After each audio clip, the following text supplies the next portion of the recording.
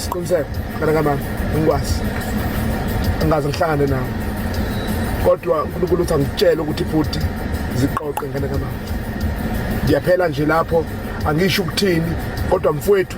mawuthanda ungifonela uzongifonela angikwazi angaze ngihlangane nawe awukaze usho lutho kubi kumina but siqiniseko kuwo wonke abafethu abathuka abantu but ngiqanyelwa wena obathuka kakhulu abantu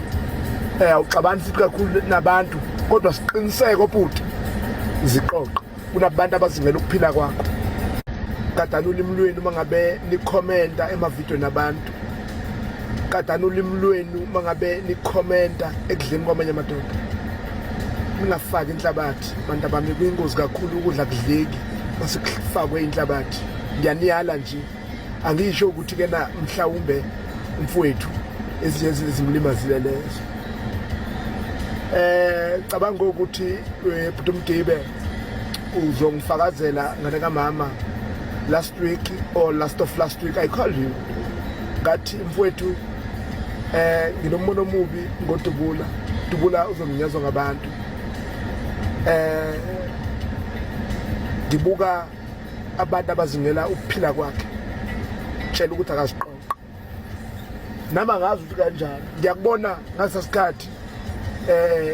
xabane nabafowethu ubhuti Mavava Sikhakhane no I didn't comment ngalokho kodwa ngabuka ukuthi ke na ube wrong but I didn't comment this is also ukuthi ke na ngabona inovele ayiyona ingozi lento kuyena umfowethu kodwa angaphinda yenze lento I didn't comment about it but I do comment about 2 weeks or last week Mdibe uzokufakazela I call him ngathi fonela uDubula mfowethu cela aziqoqe ngani ngoba ngibuka abantu abazingela ukuphila kwakhe kubo bonke abafowethu abashaya abantu la ku TikTok nakumanye ama social media siqoqeni izingane kamama kodwa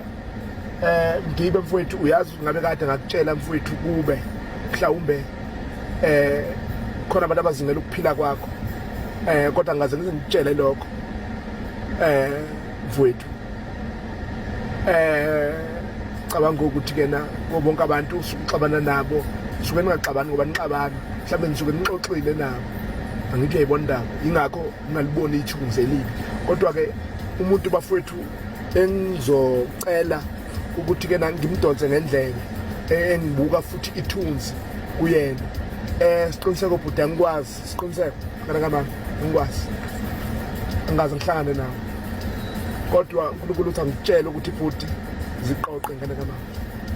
ngiyaphela nje lapho angisho ukuthini kodwa mfowethu mawuthanda ungifonela uzongifonela angikwazi angaze ngihlangane nawe awukaze usho lutho kubi kumina but siqiniseko kuwo wonke abafethu abathuka abantu but ngiqanyelwa wena obathuka kakhulu abantu awuxabani futhi kakhulu nabantu kodwa siqiniseko bhuti